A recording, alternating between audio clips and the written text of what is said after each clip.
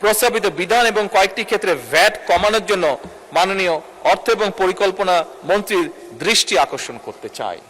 এবার আমি সম্ভবত খুব সম্ভব, নর্মালি এই দাবিটা বিরোধী দল থেকে হয়ে থাকে, আমি আপাতত ফিজিক্যালি না হয়েও মানসিকভাবে একটু ওনাদের পাশে গিয়ে কথা বলতে চাই। মাননীয় স্পিকার,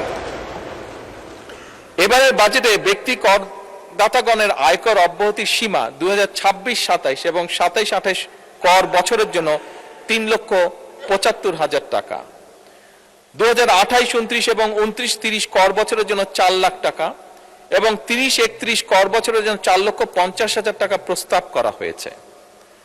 ব্যক্তি করদাতাগণের করভার কিছুটা লাঘব করে তাদেরকে কিছুটা স্বস্তি দিতে চাই আমরা, এবং সে কারণেই মাননীয় স্পিকার 2026-27 এবং 27-28 কর বছরের জন্য 4 লাখ টাকা, যেটা 3,75,000 প্রস্তাব করেছে, 4 লাখ টাকা, 2028-29 এবং 29-30 কর বছরের জন্য 4,50,000 টাকা এবং 2030-31 কর বছরের জন্য 5 লাখ টাকা করার জন্য মাননীয় অর্থ পরিকল্পনা মন্ত্রীর প্রতি আমি অনুরোধ রাখছি।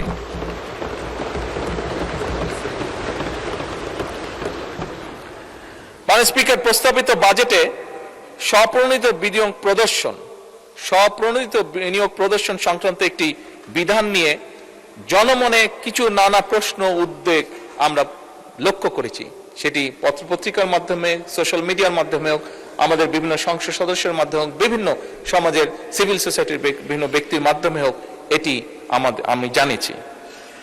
আমাদের দেশে মাননীয় স্পিকার, যেহেতু অনেকেই প্রকৃত মূল্যে জমি রেজিস্ট্রেশন করেন না, মৌজা মূল্যে জমি রেজিস্টার করে থাকেন সাধারণত, তাই অনেক সময় অনেক করদাতা প্রকৃত ক্রয় মূল্য না দেখানোর জন্য প্রায়শই একটা ঝামেলার সম্মুখীন হতে হয়, প্রায়শই ঝামেলার সম্মুখীন হয়ে থাকেন বহু মানুষ। তাই করদাতাগণকে ঝামেলা মুক্ত করার জন্যই কিন্তু এই বিধানটির প্রস্তাব করা হয়েছিল। আমি বেশ কয়েকটি মিটিংয়ে ছিলাম বাজেট যখন তৈরি হচ্ছিল, এবং সেখানে যে আলোচনাগুলো হয়েছিল সেখান থেকে কেন এটি হয়েছিল, যেটি এক্সপ্লেনেশন ছিল, আমি সংক্ষেপে এক লাইনে এক্সপ্লেনেশনটা আপনাদের সামনে তুলে ধরলাম যে কেন এটি রাখা হয়েছিল। আনফরচুনেটলি কেউ কেউ এটিকে কালো টাকা সাদা করার সুযোগ এইভাবে মনে করছেন, অনেকের এক্সপ্লেনেশন হচ্ছে এটা বোধহয় এরকম। আমি মাননীয় স্পিকার, জনগণের প্রতি সম্পূর্ণ শ্রদ্ধা রেখে প্রস্তাবিত এই বিধানটিকে প্রত্যাহার করার জন্য আমি মাননীয় অর্থ পরিকল্পনা মন্ত্রীর কাছে দৃষ্টি আকর্ষণ করছি।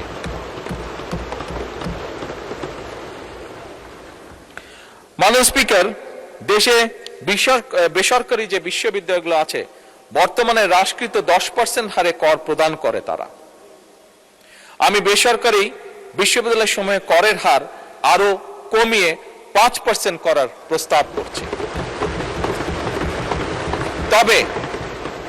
তবে এখানে একটি তবে আছে। এই তবেটি হচ্ছে, আমি একই সঙ্গে তাদের প্রতি, বেসরকারি বিশ্ববিদ্যালয় তাদের প্রতি আমার আহ্বান থাকবে যে যেহেতু ট্যাক্সটি কমানোর প্রস্তাবনা করা হচ্ছে, গবেষণা এবং উন্নয়ন এবং শিক্ষার্থীদেরকে, যারা স্টুডেন্ট থাকবে তাদেরকে বহু ভাষায় পারদর্শী, তাদেরকে অন্য ল্যাঙ্গুয়েজ কোর্সগুলো করার জন্য, গড়ে তোলার জন্য ল্যাঙ্গুয়েজ ল্যাব স্থাপন ও পরিচালনা করা, এবং একই সাথে গরিব এবং মেধাবী শিক্ষার্থী যারা থাকবে তাদের প্রতিষ্ঠানগুলোতে তাদেরকে বিনা বেতনে পড়াশোনার সুযোগ করে দেওয়ার জন্য।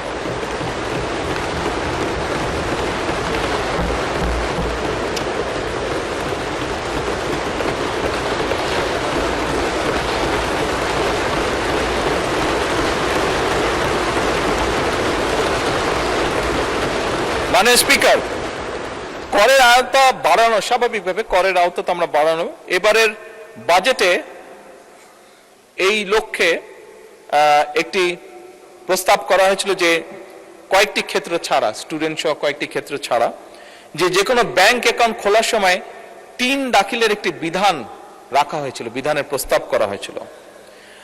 এছাড়াও মাননীয় স্পিকার, বন্টননামা দলিল রেজিস্ট্রেশন এবং সম্পত্তি মিউটেশনের ক্ষেত্রেও 3 দাখিলের বিধান করার প্রস্তাব করা হয়েছিল। মাননীয় স্পিকার, এই বিষয়টাতেও কিন্তু জনমনে একটা প্রশ্ন উঠেছে, কনফিউশন হচ্ছে, বিভিন্ন কনফিউশন দেখা দিয়েছে। আমি মাননীয় অর্থ পরিকল্পনা মন্ত্রীকে অনুরোধ জানাবো যে এই বিষয়টিও যাতে প্রত্যাহার করা হয়।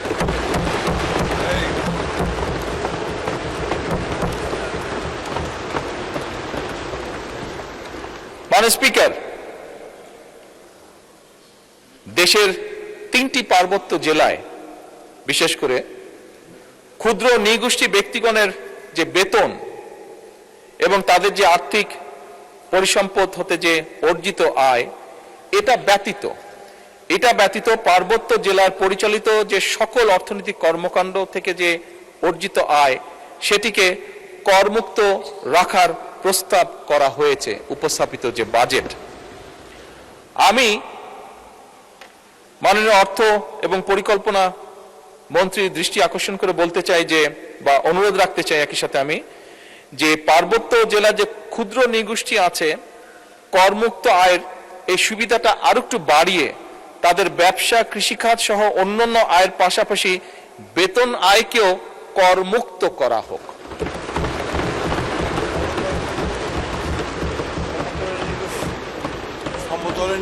এটা পাহাড়ি এবং সমতল উভয় ক্ষুদ্র নৃগোষ্ঠী, মূল হচ্ছে ক্ষুদ্র নৃগোষ্ঠী যারা আছেন, পাহাড় এবং সমতল উভয় ক্ষেত্রে প্রযোজ্য।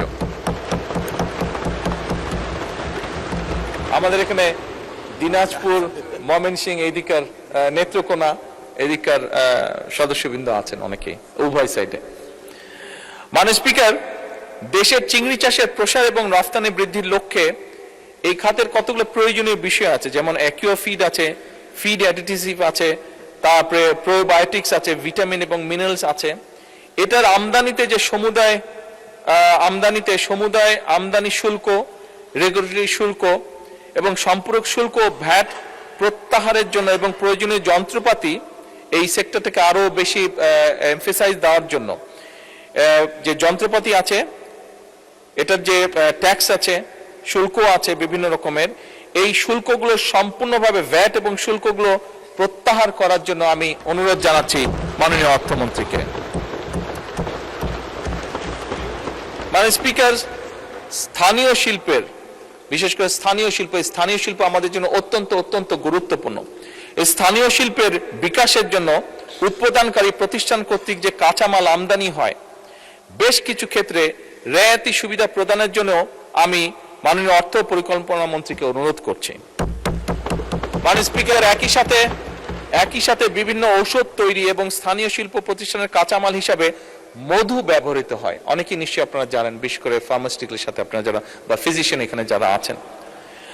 সুতরাং মাননীয় স্পিকার, এই উৎপাদনকারী প্রতিষ্ঠান কর্তৃক যেহেতু মধু আমদানিতে 10% সম্পূরক শুল্ক আছে, এই সম্পূরক শুল্কটা আমি সম্পূর্ণভাবে প্রত্যাহার করার জন্য আমি মাননীয় মন্ত্রীকে অনুরোধ জানাচ্ছি।